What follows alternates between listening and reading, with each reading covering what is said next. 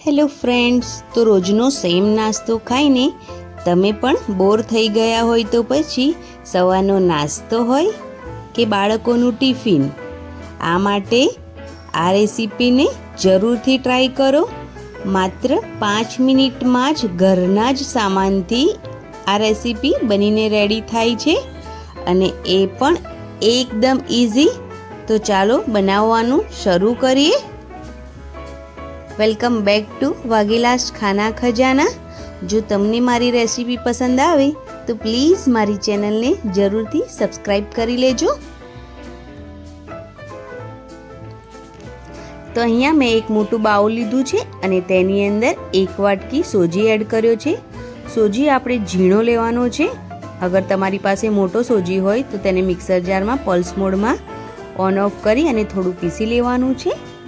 અને તેટલા જ પ્રમાણમાં આપણે દહીં લેવાનું છે. દહીં ખાટું હશે તો પણ ચાલશે. અહીંયા મેં એકદમ ઝીણું સમારેલું ગાજર એડ કર્યું છે, અડધી વાટકી એકદમ ઝીણી સમારેલી ડુંગળી એડ કરી છે. એકદમ નાની વાટકી જેટલું શિમલા મિર્ચ એકદમ ઝીણું કટ કરીને એડ કર્યું છે અને થોડા તીખા લીલા મરચાં એડ કર્યા છે. હવે આ બધી વસ્તુને એકદમ સારી રીતે મિક્સ કરી લઈશું.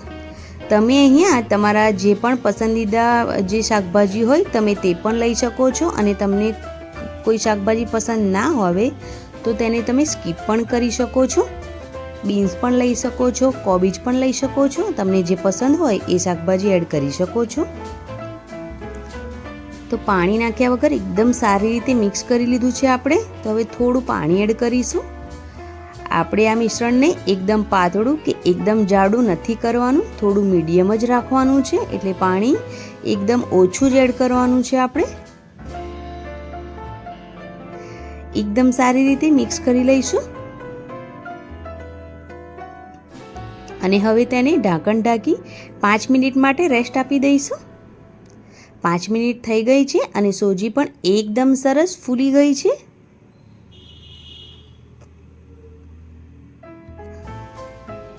તો હવે તેની અંદર લીલા ધાણા એડ કરીશું અને સ્વાદ પ્રમાણે મીઠું એડ કરી દઈશું.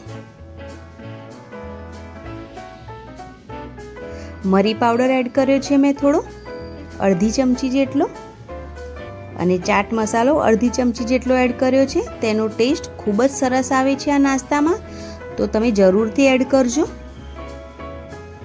ચાટ મસાલો ના હોય તો આમચૂર પાવડર પણ ચાલશે. હવે મસાલાને એકદમ સારી રીતે મિક્સ કરી લઈશું. તો હવે આપણું બેટર એકદમ સરસ રેડી થઈ ગયું છે.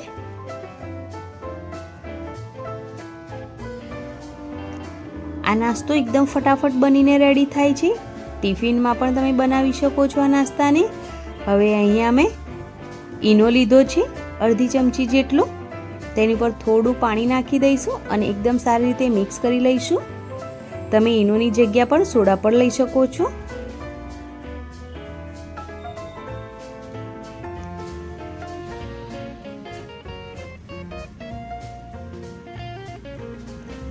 તો આપણું બેટર એકદમ સરસ રેડી થઈ ગયું છે.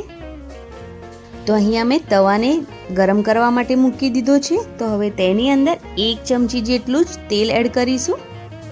આ નાસ્તો એકદમ ઓછા તેલમાં જ બનીને રેડી થાય છે. તેલ થોડું ગરમ થઈ જાય એટલે તેની અંદર અડધી ચમચી જેટલી રાઈ અને અડધી ચમચી જેટલું જીરું એડ કરી દઈશું. આપણે તેને વધારે શેકવાનું નથી, બસ થોડું શેકાઈ જાય જીરું અને રાઈ એટલે તેની અંદર થોડા પ્રમાણમાં બેટર એડ કરી દઈશું.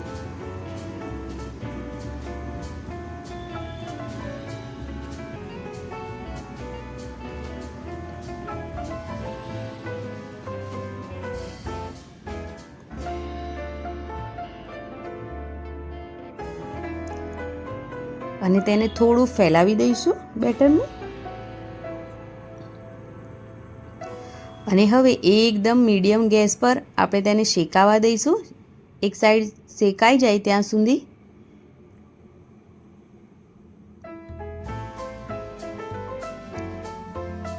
એક તરફ એકદમ સરસ શેકાયું છે તો તેને આપણે પલટી નાખીશું. અને હવે બીજી સાઈડ પણ શેકાવા દઈશું. તે જ રીતે બંને સાઈડ ઉલટ પુલટ કરી અને આ નાસ્તાને એકદમ સરસ શેકી લઈશું, જેથી ઉપરથી થોડો ક્રન્ચી થઈ જાય અને અંદરથી એકદમ સોફ્ટ રહે. તો બસ રેડી થઈ ગયું છે. તો એ જ રીતે આપણે બધા જ નાસ્તાને રેડી કરી લઈશું. તો રેડી કરી લીધો છે એમાં બધો જ નાસ્તો. તો રેડી છે આપણો આ એકદમ ઇન્સ્ટન્ટ નવો નાસ્તો. તો તમને જો મારી આજની આ રેસીપી પસંદ આવી હોય તો પ્લીઝ મારી ચેનલને જરૂરથી સબસ્ક્રાઈબ કરજો, લાઈક કોમેન્ટ શેર જરૂરથી કરજો. થેન્ક્સ.